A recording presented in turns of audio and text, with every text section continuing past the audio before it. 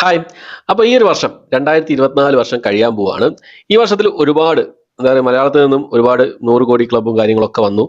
അത്യാവശ്യം കുഴപ്പമില്ലാത്ത വിജയങ്ങളൊക്കെ ആയിരുന്നു അധിക സിനിമകൾ എന്നുള്ളതാണ് അറിയാൻ കഴിയുന്നത്.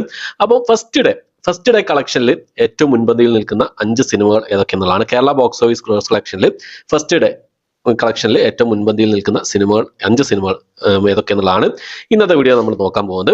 ഓക്കെ, അപ്പം ഇപ്പൊ മാർക്കോ ഒക്കെ റിലീസ് ചെയ്തു. മാർക്കോയുടെ ഫസ്റ്റ് ഡേ കളക്ഷൻ എത്ര എന്നുള്ള കാര്യങ്ങളൊക്കെ ഈ ഒരു വീഡിയോയിൽ പറയാം. ഇതിൽ 5ാം സ്ഥാനത്ത് നിൽക്കുന്നതായിട്ടുള്ളത് നമ്മുടെ ഗുരുവായൂർ അമ്പലനടയിലാണ്. ഫേസിൽ ജോസഫ്, അനശ്വര രാജൻ എന്നിവരൊക്കെ പ്രധാന വേഷം കൈകാട്ടിയ സിനിമയായിരുന്നു. ഒരു കിഡ്ലൻ തിയേറ്റർ എക്സ്പീരിയൻസ് ആയിരുന്നു ഈ സിനിമ. ഫാമിലി അടിച്ചു കയറി എന്നുള്ളതാണ്. അപ്പോൾ ഈ സിനിമയുടെ ഫസ്റ്റ് ഡേ കളക്ഷൻ എന്നുള്ളത് കേരള ബോക്സ് ഓഫീസ് കളക്ഷൻ എന്നുള്ളത് 3,65 ലക്ഷം രൂപയാണ്. ടോട്ടൽ വേൾഡ് വൈഡ് കളക്ഷൻ ആയിട്ട് വന്നിട്ടുള്ളത് 89 കോടിയാണ് ഈ ഒരു സിനിമയ്ക്ക് നേടാൻ സാധിച്ചിട്ടുള്ളത്. അതിൽ 4ാം സ്ഥാനത്തുള്ള സിനിമ ഏതാണെന്ന് നോക്കിയാൽ ഇന്നലെ തിയേറ്റർ റിലീസ് ചെയ്ത മാർക്കോ എന്ന് പറഞ്ഞ സിനിമയാണ്. നമ്മുടെ ഉണ്ണിമുകുന്ദന്റെ ഹനീഫ് അദേനി സംവിധാനം ചെയ്ത സിനിമ. മോസ്റ്റ് വയലന്റ് മൂവി എന്ന് പറഞ്ഞ് ഇറക്കിയ സിനിമയാണ്. അതങ്ങനെ തന്നെയായിരുന്നു. ഇന്ത്യയിലെ ഏറ്റവും വലിയ ഒരു വയലൻസ് മൂവി തന്നെയാണ് മാർക്കോ എന്ന് പറഞ്ഞ സിനിമ.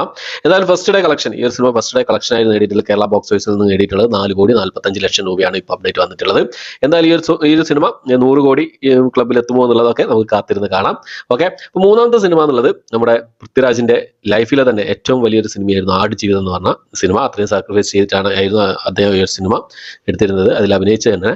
അപ്പോൾ ഈ ഒരു സിനിമ വേൾഡ് വൈഡ് ഈ ഒരു സിനിമ 150 കോടിക്ക് മുകളിൽ കളക്ഷൻ നേടിയിട്ടുണ്ട്.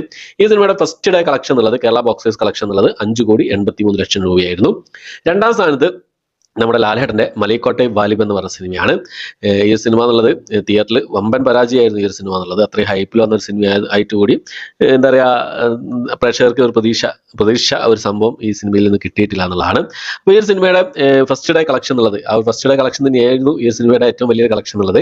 5.5 കോടി 85 ലക്ഷം രൂപയാണ് ഈ സിനിമ ഫസ്റ്റ് ഡേ കളക്ഷനായി നേടിയിട്ടുള്ളത്.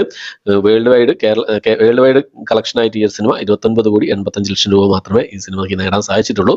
ഒരു വമ്പൻ പരാജയമായിരുന്നു ഈ ഒരു സിനിമ എന്നുള്ളത്. ഓക്കെ, അടുത്തത് നമ്മുടെ മമ്മൂക്കയുടെ ടർബോ എന്ന സിനിമയാണ്. 1ാം സ്ഥാനത്ത് നമ്മുടെ മമ്മൂക്കയുടെ ടർബോ എന്ന് പറഞ്ഞ സിനിമയാണ്. വേൾഡ് വൈഡ് ആയിട്ട് ഈ ഒരു സിനിമ 72 കോടി 55 ലക്ഷം രൂപ നേടിയിട്ടുണ്ട്. കളക്ഷൻ വൈസ് നോക്കുകയാണെങ്കിൽ ഒരു ആവറേജ് വിജയമാണ് ഈ ഒരു സിനിമ സമ്മാനിച്ചത് ഈ സിനിമയ്ക്ക് നേടാൻ സാധിച്ചിട്ടുള്ളത്. അപ്പോൾ 6 കോടി 15 ലക്ഷം രൂപയാണ് ഈ സിനിമ ഫസ്റ്റ് ഡേ കളക്ഷനായിട്ട് കേരള ബോക്സ് ഓഫീസിൽ നിന്ന് നേടാൻ സാധിച്ചിട്ടുള്ളത്. അപ്പോൾ ഇത്രയും സിനിമകളാണ് ഈ 5 സിനിമകൾ നമ്മൾ നോക്കിയിട്ടുള്ളത്. 1ാം സ്ഥാനത്ത് ടർബോ, 2ാം സ്ഥാനത്ത് മലൈക്കോട്ടൈ വാലിബൻ, 3ാം സ്ഥാനത്ത് ആടുജീവിതം, 4ാം സ്ഥാനത്ത് മാർക്കോ, ഓക്കെ, 5ാം സ്ഥാനത്ത് ഗുരുവായൂർ അമ്പലനടയിൽ. അപ്പോൾ ഇത്രയും സിനിമകളാണ് ഈ വർഷം 2024 ഫസ്റ്റ് ഡേ കളക്ഷനായിട്ട് ഏറ്റവും കൂടുതൽ കളക്ഷനായിട്ട് നേടിയിട്ടുള്ള സിനിമകളിൽ ആദ്യത്തെ 5 സ്ഥാനങ്ങളിലുള്ള ആയിട്ടുള്ളത്. ഇനി 25ാം തീയതി നമ്മുടെ ബാറോസ് റിലീസ് ചെയ്യുന്നുണ്ട്.